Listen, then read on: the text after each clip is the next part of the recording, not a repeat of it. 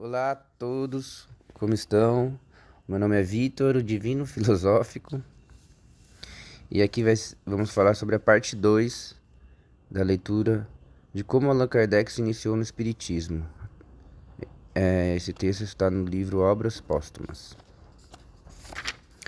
30 de abril de 1856. Na casa do Sr. Rostand, a médium era a Sra. Jafé. Primeira revelação da minha missão. Eu seguia há algum tempo as sessões que tinham lugar na casa do Sr. Rostand, e ali começar a verificação de meu trabalho, que deveria mais tarde formar o Livro dos Espíritos. Numa sessão íntima, a qual não assistiam senão 7 ou 8 pessoas, conversava-se sobre o poder das diferentes coisas relativas aos acontecimentos que poderiam provocar uma transformação social, quando o médium, agarrando a cesta, escreveu espontaneamente o que se segue. Quando o grande sino soar, vós o deixareis. Somente aliviareis o vosso semelhante, individualmente. O magnetizarei a fim de curá-lo. Depois, cada um preparado no seu posto, porque será necessário de tudo, uma vez que tudo será destruído, sobretudo por um instante. Não haverá mais religião, e dela será necessário uma, mas verdadeira, grande, bela e digna do Criador. Os primeiros fundamentos já estão colocados. Tu, Rivai, a tua missão está aí. Entre parênteses. Livre, a cesta retornou para o meu lado, como faria uma pessoa que quisesse me designar com o dedo. A ti, Senhor, a espada que não fere, mas que mata. Contra tudo o que é, serás tu que virás primeiro. Ele, Rivai, virá em segundo. É o obreiro que reconstrói o que foi demolido. Nota. Esta foi a primeira revelação positiva sobre a minha missão. E confesso que quando vi a cesta se dirigir bruscamente para mim e me designar nominalmente, não pude me defender de uma certa emoção. O Sr. M., que assistia a essa reunião, era um jovem homem de opiniões as mais radicais, comprometido nos assuntos políticos e que era obrigado a não se colocar muito em evidência. Crendo num transtorno próximo, se preparava para nele tomar parte e combinava os seus planos de reforma. Era de resto um homem agradável e inofensivo. 7 de maio de 1856. Na casa do Sr. Rostand, a médium era a Sra. Jafé. Outra reunião. Minha missão. Pergunta a Heinemann, ao espírito de Heinemann. Outro dia, os espíritos me disseram que eu tinha uma missão importante a cumprir e me indicaram o seu objeto. Desejaria saber se a confirmais. Resposta. Sim, se interrogares as tuas aspirações, as tuas tendências e o objeto quase constante de tuas meditações, isso não deverá te surpreender. Deves cumprir o que sonhastes há muito tempo. É necessário que nisso trabalhes ativamente para estar pronto, porque o dia está mais próximo do que pensais. Pergunta. Para cumprir essa missão, tal como o concebo, são necessários meios de execução que ainda estão longe de mim? Resposta.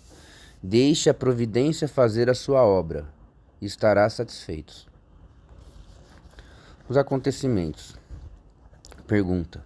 A comunicação dada outro dia para fazer presumir acontecimentos muito graves poderia nos dar algumas explicações sobre esse respeito? Resposta. Não podemos precisar os fatos. O que podemos dizer é que haverá muitas ruínas e desolações, porque os tempos preditos para uma renovação da humanidade estão chegados. O que causará essas ruínas? Será um cataclismo? Resposta. Não. Não haverá cataclismo material, como entendeis, mas flagelos de todas as espécies desolarão as nações. A guerra dizimará o povo. As instituições antiquadas submergirão em ondas de sangue. É preciso que o velho mundo se desabe para que se abrir uma nova era ao progresso. A guerra não estaria, pois, circunscrita a um país? Não, ela abraçará a terra. Pergunta. Nada, no entanto, neste momento parece pressagiar uma tempestade próxima. Resposta. As coisas prendem-se por um fio de aranha, parcialmente cortado. Resposta.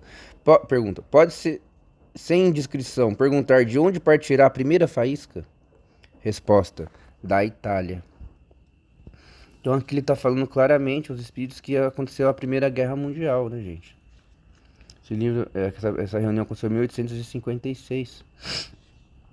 Então aqui ele está falando que vai vir uma Primeira Guerra Mundial que vai transformar o mundo, e é necessária, né? Ia haver muitas mortes, muito derramamento de sangue, mas um novo pensamento iria surgir. Então essa aqui foi a reunião de 7 de maio. 12 de maio de 1856. Sessão pessoal, na casa do Sr. Baldin, sobre os acontecimentos. Pergunta ao Espírito da Verdade. Que pensais do Sr. M? É um homem que terá influência nos acontecimentos? Resposta. De muito ruído. Ele tem boas ideias. É um homem de ação, mas não é uma inteligência. Pergunta. É preciso tomar ao pé da letra o que foi dito, que lhe cabia ao papel de destruir o que existe? Resposta. Não. Quis personificar nele o partido do qual representa as ideias. Pergunta. Posso manter relações de intimidade com ele? Resposta. Não para o momento. Correrias perigos inúteis. Pergunta. O Sr. M, que tem um médium, disse que se lhe precisou a data da marcha dos acontecimentos, por assim dizer, com um dia fixo. Isso é verdade? Resposta. Sim. Foram-lhe fixadas épocas, mas foram os espíritos levianos, que não sabem mais do que ele, e que exploram a sua exaltação. Sabes que não devemos nunca precisar as coisas futuras. Os acontecimentos pressentidos certamente ocorrerão num tempo próximo, mas que não pode ser precisado. Porque assim, gente, não tem como você precisar um acontecimento num dia exato, na hora exata. Só Deus é que sabe as coisas, né? Nem os espíritos superiores podem precisar nada. Pergunta. Os espíritos disseram que o tempo estão chegados. Em que essas coisas devem se cumprir? Que sentido é preciso ligar a essas palavras? Resposta. Para coisas dessa gravidade. O que são alguns anos a mais ou a menos? Elas nunca chegam bruscamente e como um raio, mas estão de há muito preparadas por acontecimentos parciais, que lhes são como os precursores e como os ruídos surdos, que precedem a erupção de um vulcão. Pode-se, pois, nos dizer que os tempos estão chegados, sem que isso signifique que as coisas chegarão amanhã. Isso quer dizer que estais no período em que ocorrerão. Pergunta. Confirmais o que foi dito, de que não haverá cataclismos? Resposta. Certamente. Não tendes a temer nem dilúvio, nem abrasamento de vosso planeta, nem outras coisas desse gênero. Porque não se pode dar o nome de cataclismo a perturbações locais que não se produziram em todas as épocas. Não haverá senão um cataclismo moral, de que os homens serão os instrumentos. Dia 10 de junho de 1856. Na casa de Sr. Roustan, médio Sra. Jafé. O Livro dos Espíritos. É o título da reunião. Pergunta a Hahnemann. Pensei que, uma vez que logo acabaremos a primeira parte do livro, para ir mais depressa, poderia pedir ao Sr. B para me ajudar como médium? Que pensais nisso? Resposta. Penso que seria melhor não se servir dele. Por quê? Porque a verdade não pode ser interpretada pela mentira. Pergunta. Se o espírito familiar de B é a mentira, isso não impediria a um bom espírito se comunicar pelo médium, do momento que não se evocasse o outro espírito. Resposta. Sim, mas aqui o médium ajuda o espírito. E quando o espírito é falso, a isso se presta. Aristo, seu intérprete, e B acabarão mal. Nota. B. Era um jovem médio, escrevente muito fácil, mas assistido por um espírito orgulhoso, déspota e arrogante, que tomava o nome de Aristo. Bajulava nele uma tendência natural ao amor próprio. As previsões de Hahnemann se realizaram. Este jovem, tendo acreditado encontrar sua faculdade uma fonte de fortuna, seja pelas consultas médicas, seja pelas invenções e descobertas rendosas, disso não recolheu senão decepções e mistificações. Algum tempo depois, dele não se ouviu mais falar. Então, o Allan Kardec queria acelerar, porque ele estava fazendo um trabalho de desenvolver o livro dos espíritos. Ele conhecia um médium que recebia um espírito não muito bom, e o médium também não era muito bom. Ele falou, mas eu posso invocar outro espírito através dele? Ele falou, não, porque depende também da qualidade do médium, a qualidade da informação. Então, depois, mais tarde, ele se prejudicou, né? Então, vamos lá. Reunião de 12 de junho de 1856. Na casa do Sr. C, média senhora Aline C. Sobre a minha missão. Pergunta ao Espírito a verdade. Bom Espírito, desejaria saber o que pensais da missão que me foi assinada por alguns espíritos. Quereis dizer-me, eu vos peço, se há uma prova para o meu amor próprio? Sem dúvida vós o sabeis. Tenho o maior desejo de contribuir para a propagação da verdade, mas, do papel de simples trabalhador ao de missionário como chefe, a distância é grande. E eu não compreenderia o que poderia justificar em mim um tal favor, de preferência a tantos outros que possuem talentos e qualidades que não tenho. Resposta. Confirmo o que foi dito, mas convido-te a muita discrição, se quiseres vencer. Saberás mais tarde coisas que te explicarão o que te surpreende hoje. Não ouvides que podes vencer, como podes falir. Neste último caso, um outro te substituiria, porque os desígnios do Senhor não repousam sobre a cabeça de um homem. Não fales, pois, jamais de tua missão. Esse seria o meio de fazê-la fracassar. Ela não pode ser justificada senão pela obra realizada. E ainda nada fizeste. Se a cumprires, os homens te reconhecerão cedo ou tarde. Eles mesmos, porque é pelos frutos que se reconhece a qualidade da árvore. Pergunta. Certamente não tenho nenhuma vontade de me gabar de uma missão na qual creio apenas eu mesmo. Se estou destinado a servir de instrumento para objetos da providência, que ela disponha-se de mim. Mas, nesse caso, reclamo a vossa assistência e a dos bons espíritos, para me ajudarem a me sustentarem nessa tarefa. Resposta. A nossa assistência não te faltará, mas será inútil se de tua parte não fizeres o que é necessário. Tens o teu livre-arbítrio. Cada a ti usá-lo como entendes. Nenhum homem está constrangido a fazer fatalmente uma coisa. Pergunta.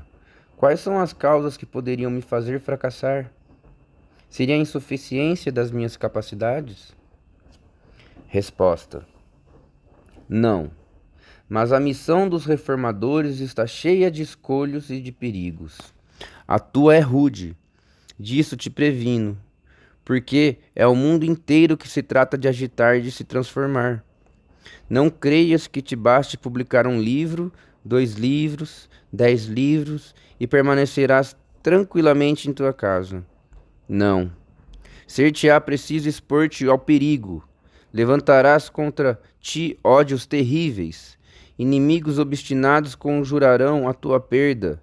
Estarás em luta contra a malevolência, a calúnia, a traição, mesmo daqueles que te parecerão os mais devotados. Tuas melhores instruções serão desconhecidas e desnaturadas. Mais de uma vez sucumbirás sob o peso da fadiga. Em uma palavra, será uma luta quase constante que terás que sustentar. E o sacrifício de ter o repouso, de tua tranquilidade, de tua saúde e mesmo da tua vida, porque sem isso viverias por muito mais tempo. Pois bem, mas de um recua quando, em lugar de um caminho florido, não encontra sob os seus passos senão espinheiros, pedras agudas e serpentes. Para tal missão, a inteligência não basta. É necessário primeiro, para agradar a Deus, a humildade, a modéstia, o desinteresse, porque ele abate os orgulhosos, os presunçosos e os ambiciosos. Para lutar contra os homens é necessário coragem, perseverança e uma firmeza inabalável.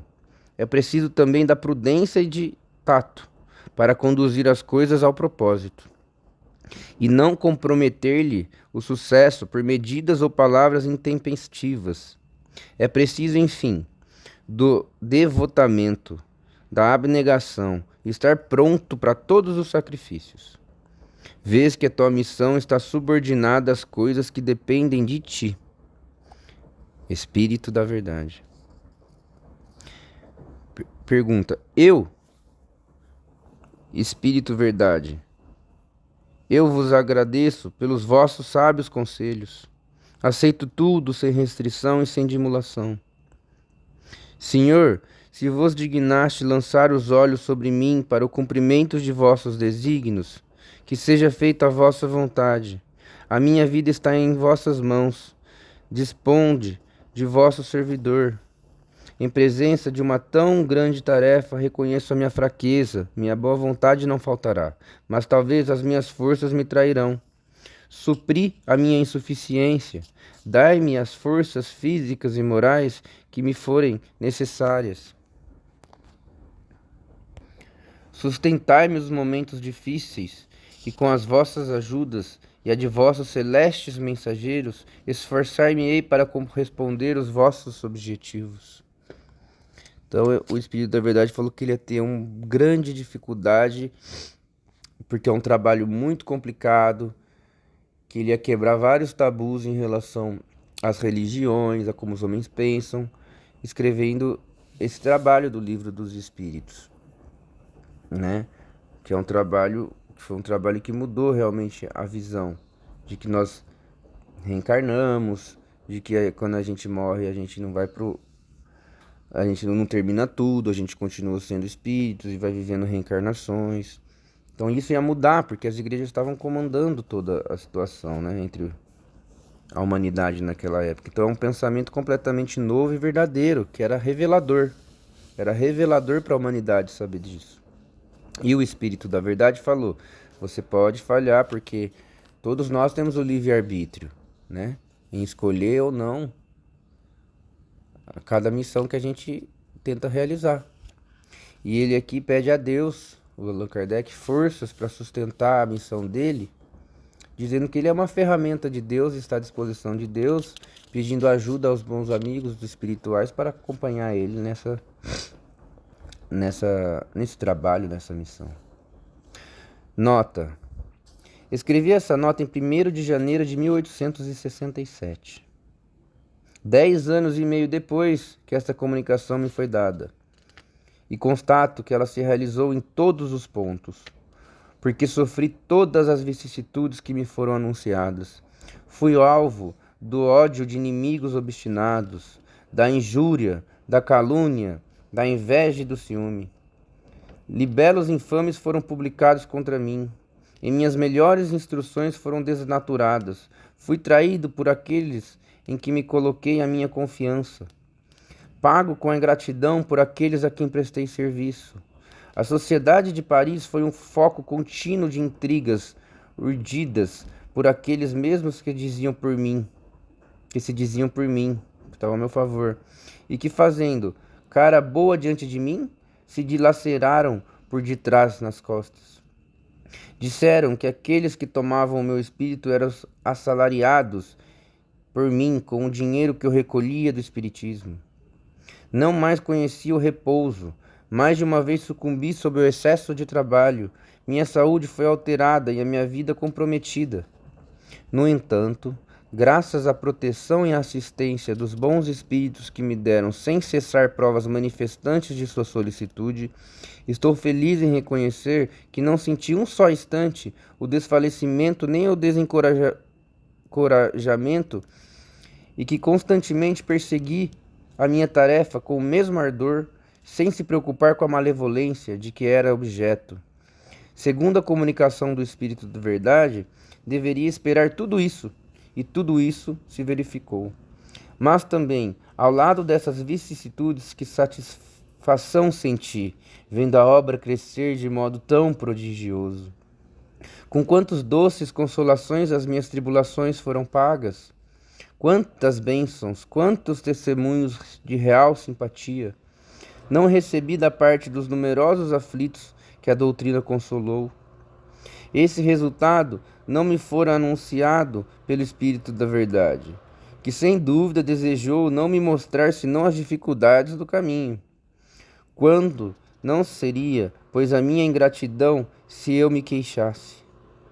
Se dissesse que não há compensação entre o bem e o mal, não estaria com a verdade, porque o bem, entendendo as satisfações morais, superam muito sobre o mal. Quando me chegava uma decepção, uma contrariedade qualquer, elevava-me pelo pensamento acima da humanidade, colocava-me por antecipação na região dos espíritos, e desse ponto culminante, de onde descobria o meu ponto de atraso, as misérias da vida deslizavam sobre mim sem me atingir. Fizera-me disso um tal hábito que os gritos dos maus jamais me perturbaram. Então é isso, gente. Aqui eu vou terminar.